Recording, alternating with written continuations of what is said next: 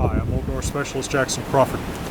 Today on my Patreon-supported channel about Norse language and myth, I'm going to look at the names of Odin's two ravens, Huginn and Muninn, and consider whether the translations that we are accustomed to give them in English, thought and memory, with similar translations given in other modern languages, might be too specific and particular, and their names vaguer, but still applying to, in general, the mental powers of the god Odin.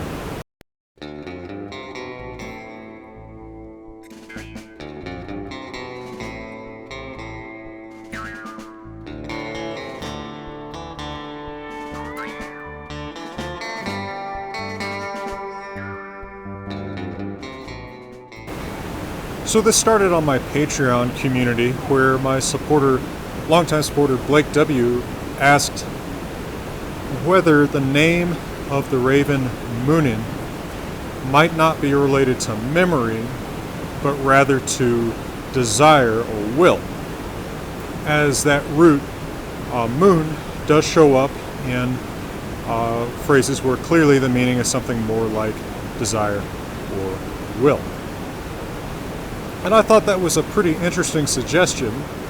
Personally, I had always taken it, I guess, a little bit for granted that the name had something to do with memory, as the root mun in Old Norse is most often seen in the verb muna, which means remember, as it still does in modern Icelandic.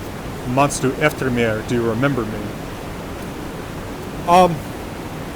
But as I started to dig around and look at where moon occur, moon is a root relating to mental powers. It goes back to an Indo-European root, has very similar meanings, or a similar complex of meanings. It actually is the same root as we find expressed in English mind, or Latin mens, mentis, or Greek mnemosyne. So a lot of roots. Well, it's a root to a lot of words that have something to do with mental powers. I started looking at where that root showed up in Old Norse and realizing just how varied and various its meanings really are. So of course we prominently see it in muna, to remember, but it is the same root that's in munu, which means I will. I have it in my mind to do something in the future. But then we also do have these desire-related meanings. So prominently in Havamal, we will sometimes see it, even the noun munar meaning my desire, a desire. So like in Havamal 96, line 3, Odin says of one of the women that he wants to seduce, Ok vatak means munar, and I awaited my desire, the desire being the woman. So it's actually being used not just of what's in his mind in terms of what he, the state of desire, but actually the thing desired, or woman desired. And then it can just have a sense, kind of, that noun munner can have a sense that's kind of similar just to English mind. So in the poem Hovathausen, Ransom for My Head, Egil Skallagrimsson, in the saga of Egil Skallagrimsson, says that he speaks of munar grunni, so like from the foundation of his mind, or of his heart or soul, or something like that. These terms for where the mind or the soul are of course not very anatomically precise. Now, this cluster of meanings that center around something to do with mental power are actually shared by the hug root. That's in the name of the other raven. So on the surface, Huginn actually looks like an easier name to solve, because we have a pretty simple masculine noun, hugr, and its strong form. It's also a weak form, hugi. That means the thought, the thinking part of the person, even the soul. It's probably the closest word in Old Norse to our abstract concept of soul.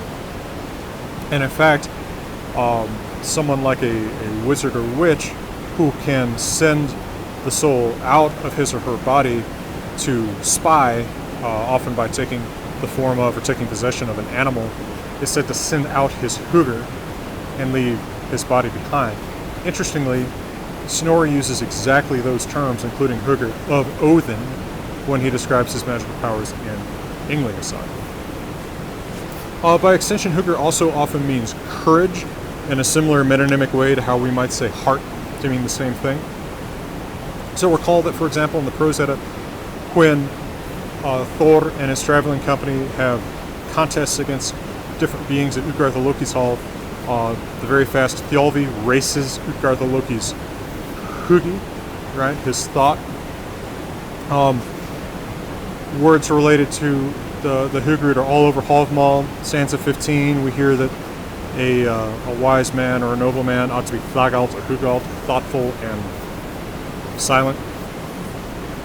Silent and thoughtful. In stanza 91, we read that Brigðr karla hugur konum, the mind of man, or the soul of man, heart of man, is changeable toward women. And then, as I mentioned, we also have this really specific meaning of courage. So, for example, in Old Norse, huglaus, huglausi refers to couragelessness. In Falkner Small, stanza 6, Sigurd says, Hugur mikwati, my courage encouraged me, my courage made me do it. And we have all kinds of weird, more abstract uses of it where it's hard to tell what the difference is between the various sort of mental power words being used. For example, in Hallval 95, Hugr ein plat veit bur hjartanar ein han ser seven. The Hugr alone knows that which dwells near the heart when it is alone with the mind. We have three words there for sort of mental or emotional status, or the part of you that has a mental or emotional status, Hugr, hjarta, sevi, and it's difficult to tell the differences exactly. Alright, I'm going to talk a little bit about this in the context of Odin's Ravens. Let me just come back to you after a quick word from my friends and partners at Grimfrost.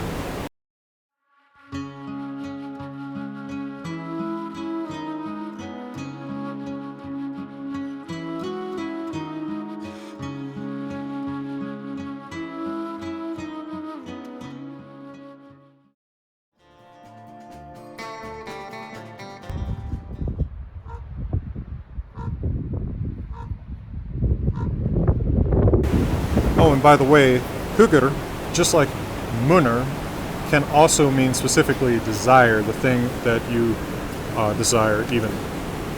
So, for example, in the phrase Legja hug akonu, lay your Hugr on a woman, is to desire her. Although I don't think that it's used, or I couldn't dig up an example of it being used in the same way Munir is used in Hallval 96, where it's actually used of the thing or person desired.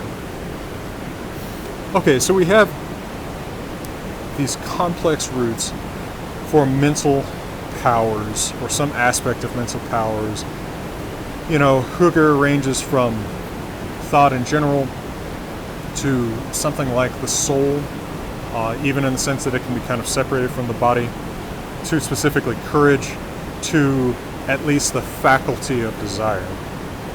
And then Mun, and its various manifestations, we have the verb munu, a future tense marker. We have muna, which means to remember. The noun munir muni more typically means memory, or I would say a more typical prosy language means memory, but also especially in poetic language, and in some fixed phrases means desire, including the thing desired. So these are really kind of all over the map, right? And clearly words that have something to do with that, with, you know, mentality. But what specific meanings do they have in the context of the names of Odin's Ravens?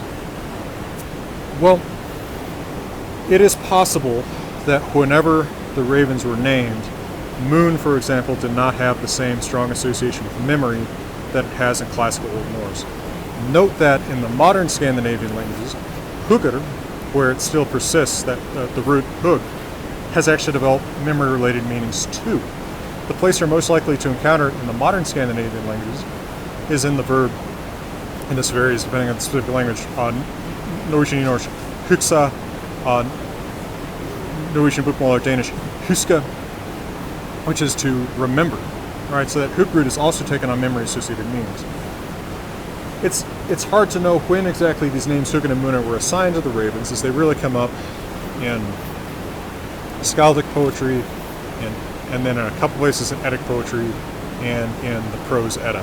They could come from the very early Viking Age, they could come from before that, and certainly they might not have had the specific associations with memory that we think of today. And probably the real reason that people like me look at Muninn, and if we're not applying a ton of thought to it, sort of assume on the surface that it means memory, is because we know modern Icelandic and just think of Muna as, oh yeah, that's remember. And of course, it's supported by Grímnismál stanza 20, the most famous place where the ravens come up, I would say, in Old Norse literature, where Odin says, Huginn og Muninn fluga hverjan dag Jormungrund yfir, og ek of Huginn að hann aftur komið, þó sjónst mér Muninn. Huginn and Muninn fly every day, the whole world over. I fear that Huginn won't come back, but I fear more about Muninn.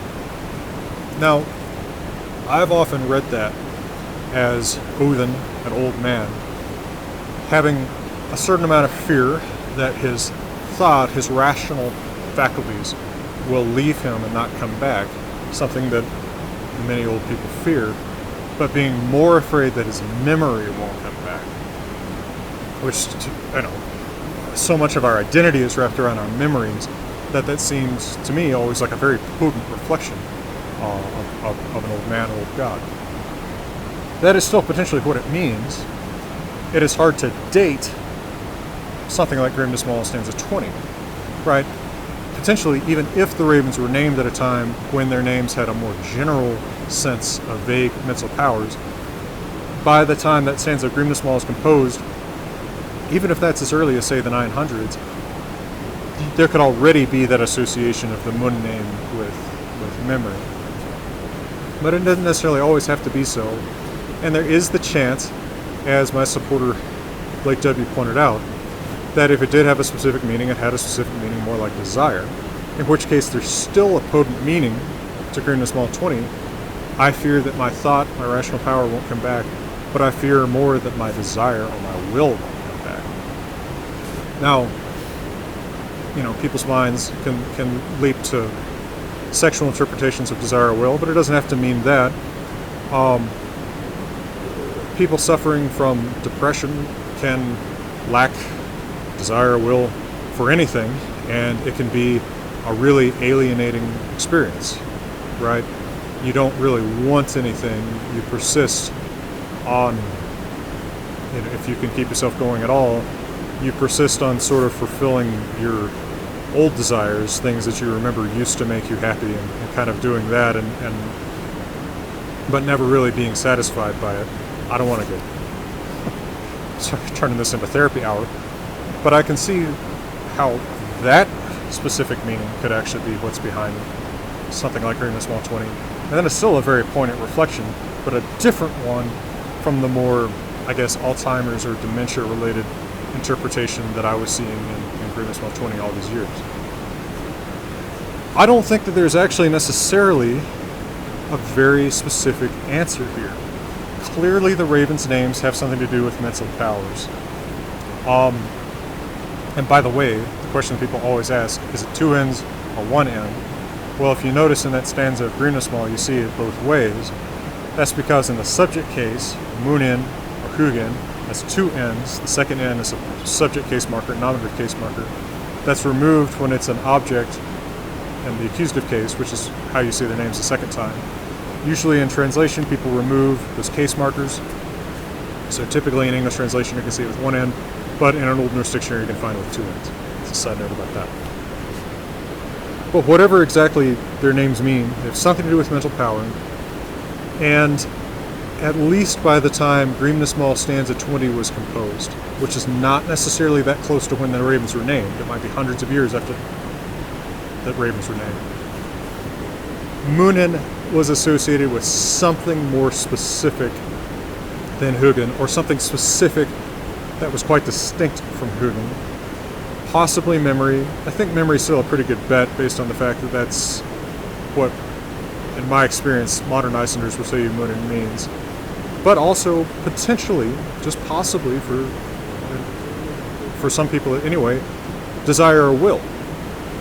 And as Odin sent them flying around the world every day, they would bring him back the news and tell him, and one of the ravens, I guess, is responsible for his rational faculties, and one is responsible for one of the two worst things to lose: your memory or your very faculty to want anything. Well, for now, from beautiful Wyoming, I want to thank everyone at Patreon and wish every single one of you all the best.